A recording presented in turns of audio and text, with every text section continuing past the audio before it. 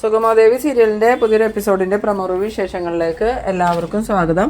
അങ്ങനെ നമ്മളുടെ നന്ദൻ ഹരിയങ്കളിനോടും ദേവികയോടൊക്കെ മറച്ചു വെച്ചിരുന്ന ആ ഒരു സത്യങ്ങളെല്ലാം ഇവരോടെല്ലാവരോടും നന്ദൻ തന്നെ തുറന്നു പറയുന്ന ഒരു എപ്പിസോഡാണ് ഇന്ന് വരാൻ പോകുന്നത്. എന്തായാലും ഈ ഇസബല്ലയുടെയും കെവിൻ്റെയും കുരുളയുടെയും പ്ലാൻ അനുസരിച്ച് ഋഷി പ്രശ്നം ഉണ്ടാക്കിയിട്ടാണ് അരുന്ധതി മനസ്സില്ലാ മനസ്സോടുകൂടി ചന്ദ്രോത്തേക്ക് വരുന്നത്. പക്ഷേ ചന്ദ്രോത്ത് വന്നു കഴിഞ്ഞതും അരുന്ധതിയുടെ ഭാവമൊക്കെ അങ്ങോട്ട് മാറി അരുന്ധതി നല്ല രീതിയിൽ തന്നെ അഭിനയിക്കുന്നുണ്ട്. ശരിക്കും ഒരു മകനെ നഷ്ടപ്പെട്ട അമ്മയുടെ സങ്കടമൊക്കെ നന്നായിട്ട് തന്നെ അഭിനയിക്കുമ്പോൾ ഈ പ്രഭാവതിക്കും ദേവികയ്ക്കും മനസ്സിലാവണില്ല അത് അരുന്ധതിയുടെ അഭിനയമാണ്. അവരാണെങ്കിൽ ആകെ പതറിപ്പോകുന്നുണ്ട്.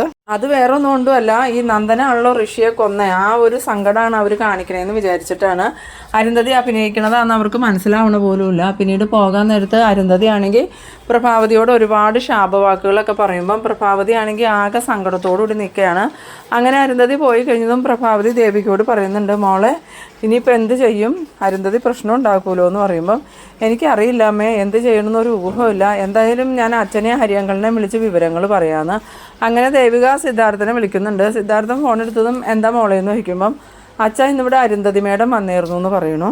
ആ സമയത്ത് സിദ്ധാർത്ഥൻ ചോദിക്കുന്നുണ്ട്, അരുന്ധതി എന്തിനാ ഇപ്പോൾ വീട്ടിലേക്ക് വന്നതെന്ന് ചോദിക്കുമ്പം അവരുടെ മകനെ കണ്ടെത്തി കൊടുക്കണം, അവരുടെ മകനെ കാണാതായതിൽ നമുക്ക് പങ്കുണ്ട്, പിന്നെ അവർക്കൊരു സംശയവുമുണ്ട് നമ്മൾ ഋഷിയെ കൊന്നു കളഞ്ഞോന്ന്. അത് അവർ നന്ദുവിൻ്റെ മുഖത്ത് നോക്കി ചോദിച്ചു. എന്നിട്ട് നന്ദൻ എന്താ പറഞ്ഞതെന്ന് ചോദിക്കുമ്പം നന്ദു ആകെ ഭയന്നു പോയി അച്ഛാ, പക്ഷേ ഞാൻ പെട്ടെന്ന് തന്നെ ഇടപെട്ടതുകൊണ്ട് നന്ദു സത്യങ്ങളൊന്നും വിളിച്ച് പറഞ്ഞില്ല. എന്നിട്ട് നന്ദനിപ്പോൾ എവിടെയാണെന്ന് ചോദിക്കുമ്പം നന്ദു റൂമിൽ തന്നെയാണ്, നന്ദു ആകെ തകർന്ന അവസ്ഥയിലാണ് അച്ഛാ ഇരിക്കണേ, ഇനി എന്തൊക്കെയാണ് സംഭവിക്കാൻ പോണേന്നറിയില്ല, അവർ ഞങ്ങളെ വിളിച്ചിട്ടാണ് ഇവിടുന്ന് പോയത്, അവരുടെ മകൻ തിരിച്ചു വന്നില്ലെങ്കിൽ നമ്മളെ വെറുതെ വിടില്ല എന്ന് അമ്മയുടെ അടുത്ത് ഭീഷണിപ്പെടുത്തിയിട്ടാണ് പോയെന്ന്. അത് കുഴപ്പമില്ല മോളെ, ഞാൻ എന്തായാലും വീട്ടിലോട്ട് വരാം, എന്നിട്ട് ഹരിയേട്ടനെ വിളിച്ച് നമുക്ക് ഈ കാര്യങ്ങളൊക്കെ സംസാരിക്കാമെന്ന്. എന്നാൽ അച്ഛൻ ഹരിയങ്കളിനെ വിളിച്ച് പറഞ്ഞേരെന്നും പറഞ്ഞ് ദേവിക ഫോൺ കട്ട് ചെയ്യുന്നുണ്ട്. അത് കഴിഞ്ഞിട്ട് പ്രഭാവതിയോട് പറയുന്നുണ്ട്, അമ്മയൊന്ന് നന്ദുവിൻ്റെ അടുത്തേക്ക് ചെല്ല്, നന്ദു ആണെങ്കിൽ ആകെ ഭയന്നിരിക്കുകയാണ്. അന്നേരം പ്രഭാവതി പറയുന്നുണ്ട്, ഇനി നമ്മൾ എന്താ മോളെ ചെയ്യണേന്ന് ചോദിക്കുമ്പോൾ എന്തായാലും ഹരിയങ്കളും അച്ഛനും വരട്ടെ, എന്നിട്ട് അവർ തന്നെ തീരുമാനിക്കട്ടെ എന്ത് വേണമെന്ന്. തൽക്കാലം അമ്മ നന്ദുവിനെ ഒന്ന് ആശ്വസിപ്പിക്കുക, നന്ദു ആണെങ്കിൽ പിടി വിട്ടിരിക്കുക അവിടെയെന്ന്. അങ്ങനെ പ്രഭാവതി നന്ദനെ കാണാനായിട്ട് റൂമിലോട്ട് ചെല്ലുന്നുണ്ട്. ആ സമയം നന്ദനാണെങ്കിൽ അവിടെ ഇരുന്ന് ഭയങ്കര കരച്ചിലാണ്. എന്നാലും ഞാനത് ചെയ്തല്ലോ എന്നൊക്കെ പറഞ്ഞു. ആ സമയത്ത് പ്രഭാവതി ചെന്നിട്ട് മോനെ നന്ദാന്നും പറഞ്ഞ് വിളിക്കുമ്പോൾ അമ്മയെന്നും പറഞ്ഞുകൊണ്ട് ഈ നന്ദനാണെങ്കിൽ പ്രഭാവതിയെ കെട്ടിപ്പിടിച്ച് കരയുന്നുണ്ട്. അന്നേരം പ്രഭാവതി പറയുന്നുണ്ട്, മോൻ ഇങ്ങനെ കരയില്ലേ, പ്രശ്നമൊന്നും ഉണ്ടാവില്ല എന്ന് പറയുമ്പം ഇനി ഇതിൽ കൂടുതൽ എന്ത് പ്രശ്നം ഉണ്ടാവാനാ അമ്മേ, ഞാനല്ലേ ഋഷിയെ കൊന്നത്, അരുന്ധതി മേഡത്തിനോട് എനിക്കത് പറയണമെന്നുണ്ടായിരുന്നു, ദേവി പറയരുതെന്ന് പറഞ്ഞുകൊണ്ടാണ് ഞാൻ പറയാതിരുന്നത്, എനിക്ക് ഇനിയും ഇത് ഉള്ളിൽ വെച്ചുകൊണ്ട് നടക്കാൻ പറ്റില്ല അമ്മേ, എല്ലാ സത്യങ്ങളും എല്ലാവരും അറിയട്ടെ, മേഡത്തിൻ്റെ മകൻ മരിച്ചു പോയിന്ന് മേഡം അറിഞ്ഞോട്ടെ, ഇനിയും മകൻ വരുമെന്ന് പ്രതീക്ഷിച്ച് അവരിയ്ക്കണതല്ലേ അമ്മയെ ഏറ്റവും വലിയ കുറ്റം എന്ന് പറയുമ്പോൾ പ്രഭാവതി പറയുന്നുണ്ട്, എന്തായാലും അരുന്ധതിയുടെ അവസ്ഥ ഓർക്കുമ്പോൾ എനിക്ക് സങ്കടമുണ്ട്, ആകെ കൂടിയുള്ളൊരു മകനായിരുന്നു, അത് മരണപ്പെട്ടു പോയി എന്ന് പറഞ്ഞാൽ ഒരമ്മയ്ക്കും സഹിക്കാൻ പറ്റില്ല, എനിക്കാണെങ്കിലും അത് സഹിക്കാൻ പറ്റില്ല, പക്ഷേ ഞാൻ നിൻ്റെ അമ്മയല്ലേ, ഞാൻ നിൻ്റെ നന്മയല്ലേ നോക്കണ്ടേ, അതുകൊണ്ട് മോൻ സമാധാനപ്പെടുക, ഇങ്ങനെ സങ്കടപ്പെടലേ എന്ന് പറയുമ്പോൾ എന്ത് സമാധാനപ്പെടാനമ്മേ, എനിക്കൊരു സമാധാനവും കിട്ടണില്ല, അരുന്ധതി മേഡം എന്നോട് പറഞ്ഞതൊന്നും എനിക്ക് മറക്കാൻ പറ്റണില്ല എന്ന് പറയുമ്പോൾ എന്തായാലും സിദ്ധു വരട്ടെ, സിദ്ധുവും ഹരിയേട്ടനും കൂടി എന്താണെന്ന് വെച്ചാൽ തീരുമാനിക്കട്ടെ എന്ന് പറയുമ്പോൾ നന്ദൻ പറയുന്നുണ്ട്, എത്രയും പെട്ടെന്ന് ഞാൻ പോലീസിന് കീഴടങ്ങാമേ, അങ്ങനെയാണെങ്കിൽ എനിക്ക് മനസ്സമാധാനം ഉണ്ടാവുമല്ലോ, ഇപ്പോൾ ആണെങ്കിൽ ഒരു സ്വസ്ഥതയില്ല അമ്മേ എന്ന് പറയുമ്പോൾ അങ്ങനെ ഞാൻ നിന്നെ പോലീസിന് വിട്ടു കൊടുക്കുമൊന്നുമില്ല, ഇനിയിപ്പോൾ ഇതിൽ നിന്ന് രക്ഷപ്പെടാൻ ഒരേ ഒരു മാർഗ്ഗമുള്ളൂ നന്ദ, നമ്മൾ മറച്ചു വെച്ചിരിക്കുന്ന സത്യങ്ങളെല്ലാം എല്ലാവരോടും പറയാം. എന്ത് സത്യമേ, എല്ലാ സത്യവും ഞാൻ പറഞ്ഞല്ലോ എന്ന് പറയുമ്പം അതല്ല നന്ദ, നിൻ്റെ ഒപ്പം ആദ്യം മുതൽ അവസാനം വരെ കെവിൻ ഉണ്ടായിരുന്നു എന്നുള്ള ആ ഒരു സത്യം പറയണം. ഹരിയേട്ടൻ പല പ്രാവശ്യം എന്നെ സൂചിപ്പിച്ചു, നന്ദന് ഒരിക്കലും ഒറ്റയ്ക്ക് ഇത് ചെയ്യാൻ പറ്റില്ല എന്ന്. അതിപ്പോൾ ആര് കേട്ടാലും അങ്ങനെ തന്നെ പറയുള്ളൂ, നിൻ്റെ ഒപ്പം ഭാരമുള്ള ഒരാളെ നീ ഒറ്റയ്ക്ക് ചുമന്ന് കൊണ്ടുപോയി എന്ന് പറഞ്ഞാൽ ആരെങ്കിലും വിശ്വസിക്കുമോ, അതുപോലെ നീ ഒറ്റയ്ക്ക് കുഴി വെട്ടി ഒരാളെ കുഴിച്ചിട്ടെന്ന് പറഞ്ഞാലും ആരും വിശ്വസിക്കില്ല, അതുകൊണ്ട് തന്നെയാണ് ഹരിയേട്ടൻ നിന്നെ സംശയിക്കുന്നതും. എന്തായാലും നിൻ്റെ ഒപ്പം കെവിൻ ഉണ്ടായിരുന്നു എന്നുള്ള സത്യം ഹരിയേട്ടനെ അറിയണം, എന്നാലേ ഇതിനൊരു തീരുമാനമാവുള്ളൂ. അന്നേരം നന്ദൻ പറയുന്നുണ്ട്, നമ്മൾ കെവിന് വാക്ക് കൊടുത്തതല്ലേ അമ്മ, പിന്നെ അത് പറഞ്ഞിട്ടുണ്ടെങ്കിൽ നമ്മൾ കെവിനോട് ചെയ്യുന്ന ചതിയാവൂലേ എന്ന് ചോദിക്കുമ്പം എനിക്കതൊന്നും അറിയില്ല നന്ദ, എനിക്ക് നിൻ്റെ രക്ഷയാണ് വലുത്, എന്തായാലും ഞാൻ സത്യങ്ങളൊക്കെ എല്ലാവരോടും പറയാൻ പോവാന്ന്. പിന്നീട് കാണിക്കുന്നത് നമ്മളുടെ ചന്ദ്രമതി ആണെങ്കിൽ ചന്ദ്രോത്തേക്ക് വരാണ്. ആ സമയത്ത് ദേവിക ചന്ദ്രമതിയെ കണ്ടതും ചന്ദ്രമതി ആൻറ്റി വന്നോ, ഞാൻ ആൻറ്റി ഒന്ന് കാണണമെന്ന് വിചാരിച്ചിരിക്കുമായിരുന്നു എന്ന് പറയുമ്പം എന്താ മോളെ പ്രത്യേകിച്ച് എന്താ വിശേഷം എന്ന് ചോദിക്കുമ്പം ഇന്നിവിടെ അരുന്ധതി മേഡം വന്നിരുന്നു ആൻറ്റി, അമ്മയുടെ ഒരുപാട് മോശമായിട്ടൊക്കെ ഞങ്ങളോട് സംസാരിച്ചു, എന്തായാലും അവരുടെ മകനല്ലേ നഷ്ടപ്പെട്ടത്, നന്ദുവിനെയും ഒരുപാട് ചീത്ത പറയുകയൊക്കെ ചെയ്തു എന്ന് പറയുമ്പം ചന്ദ്രമതി ചോദിക്കുന്നുണ്ട്, എന്നിട്ട് നന്ദൻ സത്യങ്ങൾ പറഞ്ഞു എന്ന് ചോദിക്കുമ്പം, ഇല്ല ആൻറ്റി, തൽക്കാലം സത്യങ്ങളൊന്നും പറഞ്ഞിട്ടില്ല. പക്ഷേ ഇനിയും അരുന്ധതിമയുടെ ഇവിടെ വന്ന് നന്ദുവിനെ എന്തെങ്കിലും പറഞ്ഞാൽ നന്ദു ഉറപ്പായിട്ടും സത്യങ്ങൾ വിളിച്ചു പറയും. ഇനിയിപ്പോൾ എന്ത് ചെയ്യാനാ മോളെ തീരുമാനം എന്ന് ചോദിക്കുമ്പം, എനിക്കറിയില്ല ആൻറ്റി, ഇപ്പം എനിക്ക് തോന്നാം നന്ദു എങ്ങനെയെങ്കിലും ഒന്ന് രക്ഷപ്പെട്ടാൽ മതിയായിരുന്നു എന്ന്. അതെനിക്ക് നന്ദുവിനോടുള്ള സ്നേഹം കൊണ്ടാണോ ഈ കഴുത്തിൽ കിടക്കുന്ന താലിയോടുള്ള ബഹുമാനം കൊണ്ടാണോ എന്ന് അറിയില്ല ആൻറ്റി. എന്തായാലും നന്ദുവിനെ എങ്ങനെയെങ്കിലും ഒന്ന് രക്ഷിക്കണമെന്ന് തന്നെ എനിക്കിപ്പോൾ തോന്നണേന്ന് പറയുമ്പം ഈ നന്ദനാണെങ്കിൽ അവിടെ നിന്ന് ഇതെല്ലാം കേൾക്കുന്നുണ്ട്. അത് കേട്ടതും നന്ദന് ഭയങ്കര വിഷമാവുന്നുണ്ട്. ദേവിക്ക് ഇപ്പോഴും എന്നോട് സ്നേഹം തന്നെ. ഏത് നിമിഷമാണാവോ എനിക്ക് ഋഷിയെ കൊല്ലാൻ തോന്നിയത്, ഞാൻ ഇത്ര വലിയ പാപിയായി പോയല്ലോ എന്നൊക്കെ പറഞ്ഞിങ്ങനെ സ്വയം സങ്കടപ്പെട്ടുകൊണ്ട് നിന്ന് കരയുന്നുണ്ട്. പിന്നീട് ചന്ദ്രമതി പ്രഭാവതിയുടെ അടുത്ത് വന്നിട്ട് ചോദിക്കുന്നുണ്ട്, പ്രഭ ഇനി എന്ത് ചെയ്യാനാ പ്ലാൻ എന്ന് ചോദിക്കുമ്പം, എനിക്കൊന്നും അറിയില്ല ചന്ദ്രമതി. ഇന്ന് അരുന്ധതി വന്ന് ഒരുപാട് മോശമായ രീതിയിൽ ഞങ്ങളോട് സംസാരിച്ചു. പക്ഷേ അരുന്ധതിയെ തെറ്റ് പറയാൻ പറ്റുമോ? അരുന്ധതിക്ക് സ്വന്തം മകനെ നഷ്ടപ്പെട്ടേക്കല്ലേന്ന് അന്നേരം ചന്ദ്രമതി പറയുന്നുണ്ട്, എന്തായാലും നന്ദൻ നിയമത്തിന് കീഴടങ്ങാനല്ലേ തീരുമാനിച്ചേക്കണേ. പിന്നെ എനിക്കൊരു സംശയം പ്രഭാവതി, ഈ നന്ദൻ ഒറ്റയ്ക്കാണോ ഇതെല്ലാം ചെയ്തതെന്ന് ചോദിക്കുമ്പം പ്രഭാവതി പറയുന്നുണ്ട്, അല്ല ചന്ദ്രമതി. ആ സമയത്ത് ദേവികയാണ് ഈ സംശയത്തോടുകൂടി പ്രഭാവതിയുടെ നേരെ നോക്കിയിട്ട്, അമ്മ എന്താ പറഞ്ഞതെന്ന് ചോദിക്കുമ്പോൾ, ഞാൻ പറഞ്ഞത് സത്യം മോളെ, നന്ദൻ ഒറ്റയ്ക്കല്ല ഇതൊക്കെ ചെയ്തതെന്ന്. പിന്നെ ആരാ കൂട്ടിനുണ്ടായിരുന്നത്? അപ്പോൾ ഹരിയങ്കൾ എത്ര പ്രാവശ്യം ചോദിച്ചു അമ്മയോടും നന്ദുവിനോടും വേറെ ആരെങ്കിലും ഉണ്ടായിരുന്നോ എന്ന്. അപ്പോൾ നിങ്ങൾ രണ്ടുപേരും ഇല്ലയെന്നല്ലേ പറഞ്ഞേ, എന്നിട്ട് ഇപ്പോൾ എന്താ അമ്മ ഇങ്ങനെ പറയണേന്ന് പറയുമ്പം, മോളെ അത് കെവിനാ കൂടെ ഉണ്ടായിരുന്നേന്ന്. അത് കേട്ടതും ദേവികയാണെങ്കിൽ ആകെ ഷോക്കാവുന്നുണ്ട്. കെവിനോ? എന്നിട്ട് എന്താ അമ്മ ഇത് പറയാതിരുന്നേന്ന് ചോദിക്കുമ്പം, കെവിന് നന്ദു വാക്ക് കൊടുത്തിരുന്നു മോളെ, കെവിൻ്റെ പേര് ഒരിക്കലും പറയില്ല എന്ന്. അതുകൊണ്ടാണ് നന്ദൻ ഇത്രയും ചോദിച്ചിട്ടും കെവിൻ്റെ പേര് പറയാതിരുന്നേന്ന്. അന്നേരം ദേവിക പറയുന്നുണ്ട്, അപ്പോൾ കെവിനും കൂടി ചേർന്നാണോ ഈ ഋഷിയെ കൊന്നേന്ന് ചോദിക്കുമ്പം, നന്ദന് അബദ്ധം പറ്റിയതാ, പക്ഷേ ഋഷിയെ കുഴിച്ചിട്ടതെല്ലാം കെവിന, അല്ലാതെ നന്ദൻ അതിൽ പങ്കൊന്നുമില്ല എന്ന്. അത് കേട്ടതും ദേവിക പ്രഭാവതിയോട് ചോദിക്കുന്നുണ്ട്, ഇത് തന്നെയല്ലേ ഞാനും ഹരിയങ്കളും അമ്മയോടും നന്ദുവിനോടും മാറി മാറി ചോദിച്ചത്, എന്നിട്ട് നിങ്ങൾ എന്താ സത്യങ്ങൾ പറയാതിരുന്നതെന്ന്. പിന്നീട് കാണിക്കുന്നത് സിദ്ധാർത്ഥനും ഹരിയങ്കളും കൂടി ചന്ദ്രോത്തേക്ക് വരാണ്. ചന്ദ്രോത്ത് വന്നതും പ്രഭാവതിയോട് ഹരിയങ്കൾ ചോദിക്കുന്നുണ്ട്, അരുന്ധതി ഇവിടെ വന്നിട്ട് എന്താ പ്രഭയെ പറഞ്ഞതെന്ന് ചോദിക്കുമ്പം, അരുന്ധതി ഭയങ്കര ദേഷ്യത്തിലായിരുന്നു ഹരിയേട്ട. കഴിഞ്ഞ ദിവസം ഹരിയേട്ടൻ ചെന്നപ്പോൾ പെരുമാറിയതുപോലെയൊന്നും അല്ല അരുന്ധതി ഇവിടെ വന്നിട്ട് പെരുമാറിയത്. ഞങ്ങളെയൊക്കെ ഒരുപാട് ശാപവാക്കുകൾ പറഞ്ഞു. അതുപോലെ തന്നെ മകനെ തിരിച്ചു കിട്ടിയില്ലെങ്കിൽ ഞങ്ങളെ ജീവനോട് വെച്ചേക്കില്ല എന്നൊക്കെ പറഞ്ഞ് ഭീഷണി മുഴക്കിക്കൊണ്ടാണ് ഇവിടുന്ന് പോയാൽ.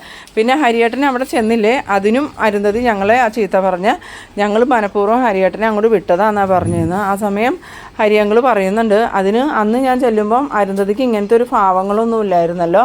മകൻ്റെ കാര്യം ചോദിക്കുമ്പം അരുന്ധതിക്ക് സങ്കടമൊന്നും ആയിരുന്നില്ല, ഭയ മുഖത്ത് കണ്ടത്. അതുപോലെ കേസന്വേഷണം വേണമെങ്കിൽ പ്രൈം മിനിസ്റ്ററുടെ ഓഫീസിലേക്ക് ഏൽപ്പിക്കാമെന്ന് പറഞ്ഞപ്പോഴും അരുന്ധതിയുടെ മുഖത്ത് ഞാൻ കണ്ടത് എന്തോ കള്ളത്തരം കണ്ടുപിടിക്കാൻ പോണത് പോലെയുള്ള ഭയം മാത്രമല്ലാതെ മകനെ നഷ്ടപ്പെട്ട സങ്കടമോ മകനെ കണ്ടു കിട്ടാത്തതിൻ്റെ വേദനയൊന്നും അല്ല. സമയം സിദ്ധാർത്ഥൻ ചോദിക്കുന്നുണ്ട്, ഹരിയേട്ടൻ എന്താ ഉദ്ദേശിക്കണേന്ന് ചോദിക്കുമ്പം, എനിക്ക് കുറച്ചും കൂടി കാര്യങ്ങൾ വ്യക്തമാവാനുണ്ട്, എന്തായാലും ഞാൻ ഒന്നുകൂടി അരുന്ധതിയുടെ വീട്ടിലേക്ക് ചെല്ലട്ടെ എന്ന് പറയുമ്പോൾ പ്രഭാവതി പറയുന്നുണ്ട്, ഇനി ആരും ഇവിടുന്ന് ചെല്ലരുതെന്നാണ് അരുന്ധതി പറഞ്ഞേക്കണേന്ന്. അന്നേരം ഹരിയങ്കൾ പറയുന്നുണ്ട്, ഇപ്പം എൻ്റെ സംശയങ്ങൾ പൂർണ്ണമായി. ഇവിടുന്ന് ആരും അങ്ങോട്ട് ചെല്ലാതിരിക്കാൻ വേണ്ടിയിട്ടാണ് അരുന്ധതി ഇവിടെ വന്ന് ആ ഒരു ഷോയൊക്കെ നടത്തിയിട്ട് പോയേക്കണേ. എന്തായാലും ഞാൻ അരുന്ധതിയുടെ വീട്ടിലേക്ക് ഒരു പ്രാവശ്യം കൂടി പോകുന്നുണ്ടെന്ന്.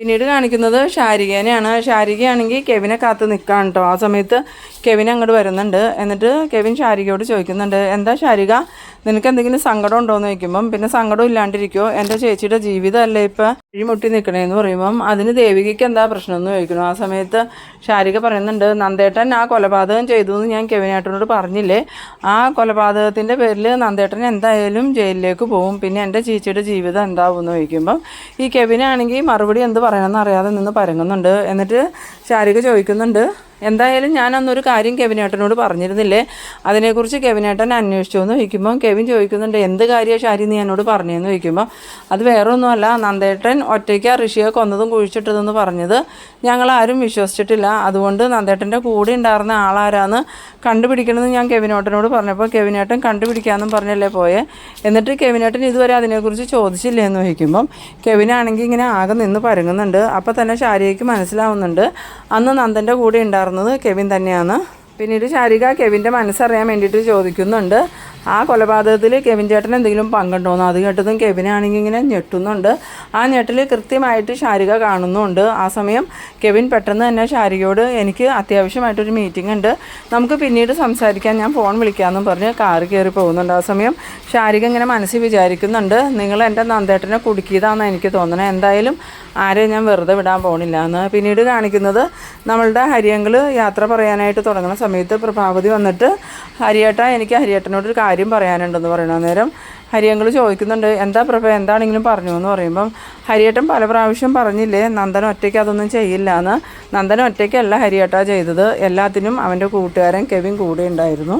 ആ സമയത്ത് ഈ ഹരിയേട്ടൻ പറയുന്നുണ്ട് നന്ദനോട് എനിക്ക് സംസാരിക്കണം. അങ്ങനെ നന്ദനോട് ഹരിയേട്ടൻ കാര്യങ്ങൾ ചോദിക്കുമ്പം നന്ദനാണെങ്കിൽ എല്ലാ കാര്യങ്ങളും കൃത്യമായിട്ട് ഹരിയങ്കളിനോട് പറയുന്നുണ്ട്. അന്നേരം ഹരിയങ്കൾ പറയുന്നുണ്ട്, അപ്പോൾ കെവിൻ പറഞ്ഞാണ് ഋഷി മരിച്ച വിവരം നന്ദനെ അറിഞ്ഞേക്കണേ, അല്ലാതെ മരിച്ച ഋഷീനെ നന്ദൻ കണ്ടിട്ടൊന്നുമില്ലല്ലോ എന്ന് പറയുമ്പം ഇല്ലെങ്കിൽ ഞാൻ കണ്ടൊന്നുമില്ല, കെവിനാ പറഞ്ഞ ഋഷി മരിച്ചു എന്ന്.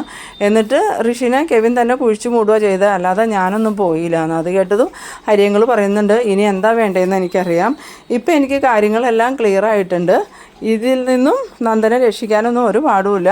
ഇനിയിപ്പോൾ നന്ദൻ ജയിലിൽ പോകുമല്ലോ എന്ന് ഓർത്ത് പ്രഭയോ നന്ദനോ സിദ്ധു ആരും സങ്കടപ്പെടണ്ട, നന്ദൻ ഒരു പ്രശ്നമില്ലാതെ ഈ കേസിൽ നിന്ന് നമുക്ക് ഊരി വരാൻ പറ്റുമെന്ന്. അത് കേട്ടതും പ്രഭാവതിക്ക് ഭയങ്കര സന്തോഷമാവുന്നുണ്ട്. പിന്നീട് കാണിക്കുന്നത് അരുന്ധതിയുടെ വീടാണ്. അരുന്ധതിയുടെ വീട്ടിൽ അരുന്ധതി ഈ പ്രഭാവതിയോടും ദേവികയോടും നന്ദനോടൊക്കെ പറഞ്ഞ കാര്യങ്ങൾ ഇങ്ങനെ ഓർത്ത് സങ്കടപ്പെട്ടിരിക്കുന്ന സമയത്താണ് കോളിംഗ് ബെല്ല് അടിക്കണം ഒച്ചയാക്കുന്നത്. വേഗം തന്നെ അരുന്ധതി എന്ന് ഡോറ് തുറന്നതും മുന്നിൽ നിൽക്കുന്ന ഹരിയങ്കളിനെയാണ് കാണുന്നത്. അയാളെ കണ്ടതും അരുന്ധതി സ്വാഭാവികമായിട്ടൊന്ന് ഞെട്ടിപ്പോകുന്നുണ്ട്. എന്നിട്ട് ഹരിയങ്കൾ പറയുന്നുണ്ട്, ഞാൻ അരുന്ധതിയെ ബുദ്ധിമുട്ടിക്കാൻ വന്നതല്ല, എനിക്കൊരു കാര്യം പറയാനുണ്ട്, എന്തായാലും ഞാൻ അകത്തോട്ട് വന്നോട്ടെ എന്ന് വയ്ക്കുമ്പം വരൂ സാറെന്നും പറഞ്ഞ് അരുന്ധതി ഹരിയങ്കളിനെ അകത്തേക്ക് വിളിച്ചു കൊണ്ടുപോകുന്നുണ്ട്. എന്നിട്ട് ഹരിയങ്കൾ അരുന്ധതിയോട് പറയുന്നുണ്ട്, എനിക്ക് അരുന്ധതിയോട് ഒരു സീരിയസ് കാര്യം പറയാനുണ്ട്, അരുന്ധതി പതറിപ്പോവരുത്, സംയമനം പാലിക്കണം, എന്തായാലും നമ്മളിത് നേരിട്ടല്ലേ പറ്റുള്ളൂ എന്ന് പറയുമ്പം അരുന്ധതിക്കാണെങ്കിൽ ആകെ ഇങ്ങനെ പേടിയാവുന്നുണ്ട്. ഇതേ സമയം നമ്മളുടെ ഋഷിയാണെങ്കിൽ മേളിൽ നിന്ന് ഈ ഹരിയങ്കൾ പറയണതെല്ലാം കേൾക്കുന്നുണ്ട്. എന്നിട്ട് ഋഷി വേഗം തന്നെ ഫോൺ എടുത്ത് ഇസബല്ലയെ വിളിക്കുന്നുണ്ട്. ഇസബല്ല ഫോൺ എടുത്തതും എന്താ ഋഷി എന്ന് ചോദിക്കുമ്പം ആകെ പ്രശ്നമാവുന്ന തോന്നണ ഇസബല്ല. ആ ജഡ്ജ് ഹരികൃഷ്ണനില്ലേ, അയാൾ ഇപ്പോഴും വന്നിട്ടുണ്ട് വീട്ടിൽ നിന്ന്. ആ സമയത്ത് ഇസബല്ല ചോദിക്കുന്നുണ്ട്, അയാൾ ഇങ്ങോട്ട് വരാതിരിക്കാനല്ലേ അരുന്ധതി മേഡം അവിടെ പോയി പ്രശ്നം ഉണ്ടാക്കിയത്, പിന്നെയും അയാൾ വന്നു എന്ന് ചോദിക്കുമ്പോൾ ഉവ്വല്ല, എന്തെങ്കിലും പ്രശ്നം ഉണ്ടാവുമോ എന്ന് ചോദിക്കുമ്പോൾ ഒരു പ്രശ്നം ഉണ്ടാവില്ല, നമ്മൾ രണ്ടുപേരും ഉദ്ദേശിച്ചതുപോലെ തന്നെ കാര്യങ്ങൾ നടക്കുള്ളൂ, നീ അതൊന്നും ഓർത്ത് ടെൻഷൻ ആവണ്ടെന്ന് പറയുന്നു.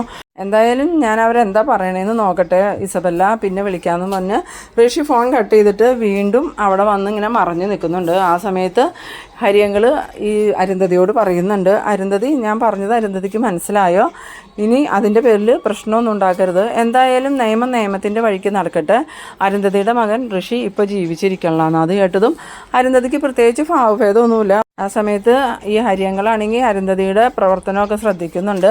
എന്നിട്ട് മനസ്സിൽ വിചാരിക്കുന്നുണ്ട്, മകൻ മരിച്ചു എന്ന് കേട്ടിട്ടും അരുന്ധതിക്ക് ഒരു വിഷമവും ഇല്ലല്ലോ, അപ്പം ശരിക്കും ഋഷി എവിടെയോ ജീവിച്ചിരിക്കുന്നുണ്ട്, ഈ സത്യങ്ങൾ അരുന്ധതിക്ക് അറിയാം, അതുകൊണ്ട് അരുന്ധതിക്ക് വിഷമമൊന്നും ഇല്ലാത്തതെന്ന് ഇങ്ങനെ മനസ്സിൽ വിചാരിച്ചുകൊണ്ട് നിൽക്കുന്ന ആ ഒരു സീനിലാണ് ഈ എപ്പിസോഡ് അവസാനിക്കുന്നത്. എന്തായാലും ഋഷി ജീവിച്ചിരിക്കുന്നുണ്ടെന്നുള്ള സത്യം വൈകാതെ തന്നെ എല്ലാവരും മനസ്സിലാക്കും.